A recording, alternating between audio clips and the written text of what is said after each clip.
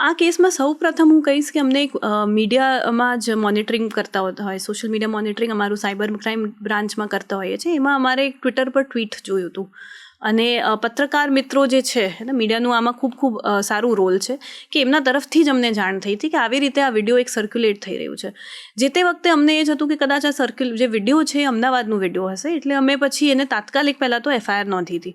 કારણ કે જે સેન્સિટિવિટી હતી કે આ ટાઈપનો જે વિડીયો છે જેમાં જે કોઈક મહિલાનું જે એક્ઝામિનેશન થતું હોય, ખાસ કરીને મહિલા દર્દીનું, અને એનું CCTV ફૂટેજ વાયરલ થયું હતું. તો સૌ પ્રથમ તો તાત્કાલિક આમાં સેન્સિટિવિટી જોઈને અમે FIR નોંધી લીધી હતી અને પછી અમે તપાસ ચાલુ કરી હતી.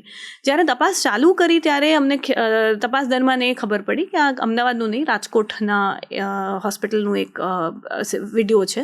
અને આગળ તપાસ કરતાં એ પણ સ્પષ્ટ થતું હતું કે હોસ્પિટલનો વિડીયો છે પણ એ સિસ્ટમમાં હેક કરીને થયું છે, એ ત્યાંથી એક્સેસ મળ્યું હોય એવું નથી. તો પહેલાં આ અમને એકવાર ઇન્વેસ્ટિગેશનમાં મળ્યું.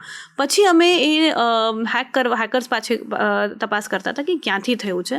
અને આ ટેલિગ્રામના અનેક ચેનલ્સ પર આવા વિડીયો સર્ક્યુલેટ થતા હતા. આ જ્યારે અમે તપાસ કરતા ગયા તો ઇટ વોઝ શોકિંગ કે આ એક આખું મેનુ કાર્ડ તરીકે સિસ્ટમ છે જેમાં અલગ અલગ ટાઈપના વિડીયોઝ છે. હોસ્પિટલના વિડીયોઝની પણ ડિમાન્ડ છે, પછી મૂવી થિયેટર્સ છે, બધી ખાનગી પ્લેસીસ છે, લોકોના પ્રાઇવેટ સ્પેસીસ છે, પબ્લિક પ્લેસીસ હોય, ગાર્ડન્સ હોય, પાર્ક્સ છે, સિનેમા હોલ્સ છે, ઇવન મોલ્સ છે, જેમાં CCTVs કદાચ ન કવરેજ થતા હોય એવા જે વિન્ડોઝ હોય છે, એના પણ આવા ઘણા બધા વિડીયોઝ માર્કેટમાં છે. રીતસર એની ડિમાન્ડ છે, એની સપ્લાય છે. અને હોસ્પિટલના વિડીયોઝની અને એમાં મતલબ જે આપણે કહીએ ને કે પબ્લિકની જે પરવર્ટ મેન્ટાલિટી છે એનું પણ એક પર્દાફાશ થયું હતું. રાઈટ કે ઇન્જેક્શન આપતાનું વિડીયોઝ ને એવા બધા પ્રોસિજર્સનું કે આપણે ઇટ ઇઝ શોકિંગ કે એ રીતનું પર્વર્ટેડ માઇન્ડ્સ કે એ રીતની વિકૃતિ જ કહેવાય, જે ટાઈપની વિકૃતિ જોવા મળી અમારા આખા ટીમ માટે બહુ શોકિંગ હતું. અમારા બ્રાન્ચમાં બહુ જ સરસ ટેકનિકલ એક્સપર્ટ્સ છે ને અમારા ઇન્સ્પેક્ટર્સ ને સબ ઇન્સ્પેક્ટર્સ ને બધા, એટલે એવરીબડી ટુક ઇટ વેરી સેન્સિટિવલી કે આ હાઈ પ્રોફાઇલ કેસ તો આપણે કહીશું, બટ આને આપણે પકડવા માટે બધાને પોતપોતાની રીતે પણ એ થતું હતું કે આમાં તાત્કાલિક આપણે કરવું પડશે.